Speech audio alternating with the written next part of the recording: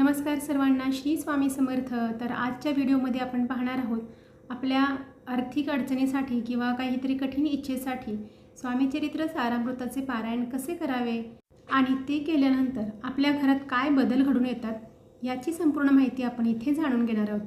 त्यामुळे व्हिडिओ कुठेही स्किप न करता शेवटपर्यंत पहा। माहिती तुम्हाला आवडत असेल तर व्हिडिओला लाईक करू शकता। चॅनलवरती तुम्ही जर नवीन असाल तर चॅनलला सबस्क्राईब देखील करू शकता।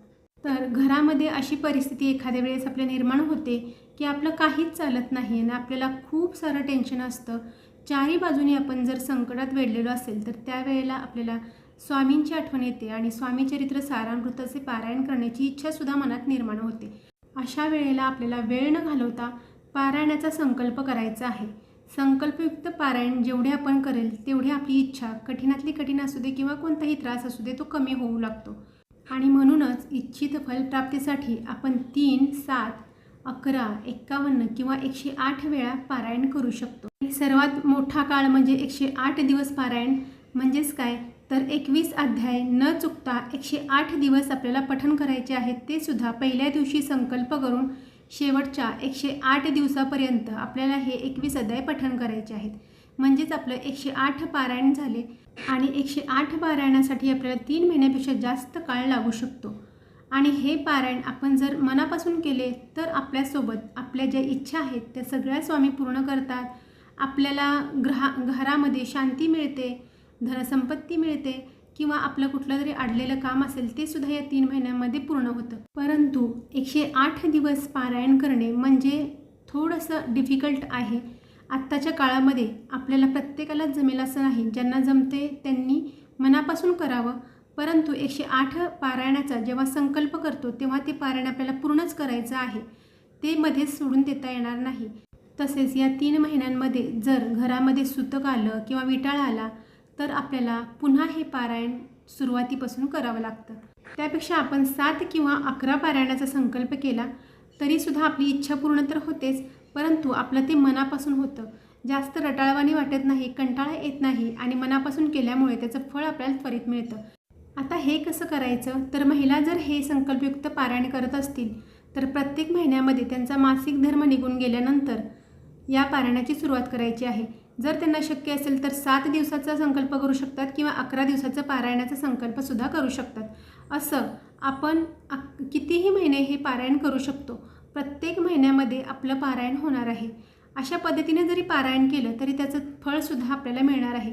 असं तुम्ही 11 महिने पारायण करा किंवा त्यापेक्षा जास्त करा, जोपर्यंत तुमची कठीण इच्छा पूर्ण होत नाही तोपर्यंत हे पारायण करू शकता। 100% स्वामी आपल्याला यातून कृपा देत असतात, आपल्यावरती त्यांचा आशीर्वाद असतो आणि आपल्या ज्या इच्छा आहेत त्यासुद्धा लवकर पूर्ण होण्यास मदत होते। आणि म्हणूनच 7 किंवा 11 दिवसाचं पारायण जर आपण करत असेल तर ते मनापासून सुद्धा होतं, कंटाळासुद्धा येत नाही आणि मनापासून पारायण केल्यामुळे आपली इच्छासुद्धा पूर्ण होते, आपल्यावरती स्वामींचा आशीर्वाद राहतो। प्रत्येक महिन्यामध्ये आपण जर पारायण हे करत असेल तर मनापासून स्वामींवरती पहिला विश्वास ठेवायला हवा। स्वामी आपली ती इच्छा पूर्ण करत आहेत आणि आपल्याला स्वामींनी सगळं दिलेलं आहे आणि आपली इच्छा पूर्णत्वास नेण्यासाठी स्वामी सदैव आपल्या पाठीशी उभे आहेत, असा विश्वास बाळगूनच हे पारायण करायचं आहे। विश्वासाने जग जिंकता येतं असं म्हणतात आणि ही गोष्ट खरी आहे। विश्वास ठेवला तर सगळ्या गोष्टी शक्य होतात आणि आपले स्वामीसुद्धा अशक्य जी गोष्ट आहे ती शक्य करून दाखवतात। मग हे पारायण म्हणजे काय, स्वामी सगळं आपल्याकडून करून घेत असतात। आता राहिला प्रश्न नॉनव्हेज खाणाऱ्या व्यक्तींसाठी, त्यांची नॉनव्हेज खाण्याची सवयसुद्धा आहे आणि स्वामींवरती पण विश्वास आहे आणि स्वामींचं हे पारायण कठीण इच्छेसाठी सुद्धा करायची इच्छा आहे अशा लोकांसाठी। तर यांनी काय करायचं आहे, त्यांची इच्छा कठीण आहे ना तर त्यांनी मांसाहार खाण्याचं थोडं का होईना बाजूला ठेवलं पाहिजे। जोपर्यंत त्यांची इच्छा पूर्ण होत नाही तोपर्यंत ही पारायणे त्यांना करायची आहेत प्रत्येक महिन्यामध्ये। त्यामुळे मांसाहारापासून थोडंसं लांब राहिलं पाहिजे, कारण प्रत्येक महिन्यामध्ये आपण हे पारायण करणार आहोत। आपल्याला माहीत नाही आहे आपली कठीण इच्छा कधी पूर्ण होणार आहे, त्यामुळे मांसाहार अजिबात करू नये। मांसाहार न करता सुद्धा हे पारायण अतिशय मनापासून आपण पूर्ण करू शकतो। त्यामुळे मांसाहारावरती जर कंट्रोल असेल आणि इच्छा प्रबळ असेल, ते पूर्ण करण्याची तळमळ असेल तरच त्यांनी संकल्प करा। उगीचच आपण संकल्प करून हे पारायण पूर्ण करण्यासाठी विनाकारण अट्टहास करू नये।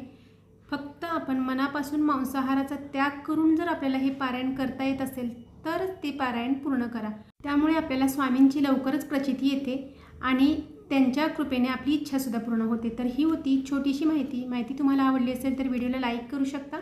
चॅनेलवरती तुम्ही जर नवीन असाल तर चॅनेलला सबस्क्राईब देखील करू शकता. तोपर्यंत सर्वांना श्री स्वामी समर्थ.